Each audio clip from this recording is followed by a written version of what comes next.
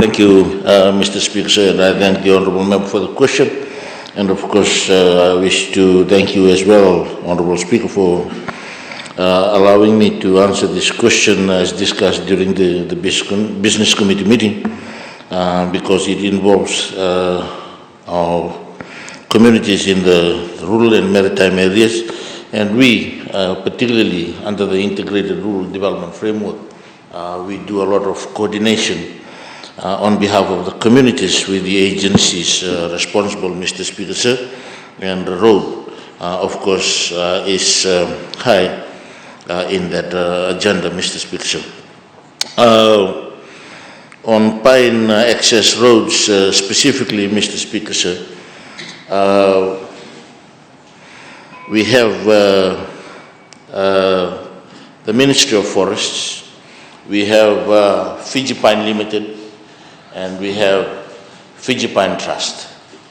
And then I'll link that to what the Ministry of Rural Development does and what the Fiji Roads Authority does as well, particularly when communities who live in the pine leases, so to speak, or are adjacent or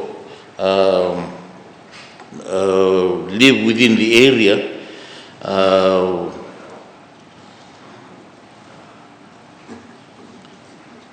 have assistance through the various machineries available, Mr. Speaker. Mr. Speaker, when in the Code of Logging Practice, probably I'll start here, Mr. Speaker, sir, are given to contractors, roading is part of that. And of course, while the license is valid, it is their responsibility to cut the access roads and of course to maintain it during the activities that they undertake in the area. And that is how some of the communities involved have roads, Mr. Speaker, sir. And we have the Fiji Pine Trust. Fiji Pine Trust is given $0.7 million annually to assist all pine areas under the 49 pine schemes. And this includes those in the maritime areas. These pine schemes are managed by the Fiji Pine Trust to support growing and replanting of pine within the schemes, as well as the associated administrative costs. So, Mr. Speaker, sir, while they are doing the new planting or the replanting, as part of the administrative costs, the roading is covered under that as well, Mr. Speaker, and that is how we have come to have existing roads, particularly under the schemes with the Fiji Pine Trust. And of course, we have Fiji Pine Limited, and most of the land under Fiji Pine Limited, and this is perhaps the more sensitive one out of the three because of the leases involved. And particularly from the Ministry of Rural Development, when communities do need assistance on roads that pass through Fiji Pine Limited leases, we do the facilitation on behalf of the communities to Fiji Pine Limited. This morning, Mr. Speaker, Honourable Speaker, sir, I just spoke to the operations manager at Lololo because of a request from Nalotau in the interior of Mba about their roads, the one coming from Lololo to Nalotau, because most of these pass through the leases owned by Fiji Pine Limited. And therefore, in some instances, when Fiji Pine is not in a position to assist, because Fiji Pine Limited, Mr. Speaker, sir, before they used to have a roading unit initially, but they have gone away with a roading unit. But they still look after some of the roads, and the costing mechanism that they use is about $1.50 per ton. That is how. So you can see that it's very minimal in terms of, given the cost of infrastructure maintenance that we enjoy, that we see these days. So that is how they work out the costs. So sometimes when it's beyond them, they seek the assistance of other agencies, and that is where the Ministry of Rural Development plays an important role in facilitating the request from the community with Fiji Pine. If Fiji Pine Limited is not in a position to assist, then we will ask Fiji Roads Authority.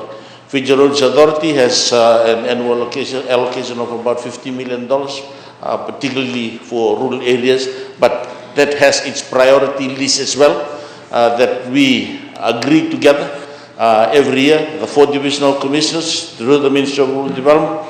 But sometimes we have to reprioritize based on the needs, and that is where requests, particularly for roads that pass through Fiji Pine leases, are facilitated and prioritized, Mr. Speaker. So that is how roads are maintained in the rural and maritime pine schemes, Mr. Speaker. Again, from the Ministry of Rural Development and FRA, Mr. Speaker, because some of the roadings that exist in rural Fiji were constructed when we had projects under these programs, Mr. Speaker. The Cocoa Project, Dairy Project, Pine Project, Mahogany Project, Dairy Project. That is how most of rural roads came into existence. And in the classification of roads, it's still existing today, Mr. Speaker, sir. We have pine access roads, we have mahogany access roads, we have sugarcane access roads, we have non-sugar cane access roads, and then we have rural access roads, and then we have the what we used to call as PWD standards, and the national roads, which are all under FRA's jurisdiction. But very briefly, the allocation for farm roads, particularly non-cane access, is given to the Ministry of Agriculture. Cane access roads is given to the Ministry of Sugar, and we have about 2 million allocation under what we call the CAF project, Community Access Rural Roads and Footbridges and Footpaths. That's how we deal with some, and 50 million is with FRA on rural roads. So that's the process, and that's how roads in the maritime pine schemes are facilitated, Mr. Speaker. Thank you.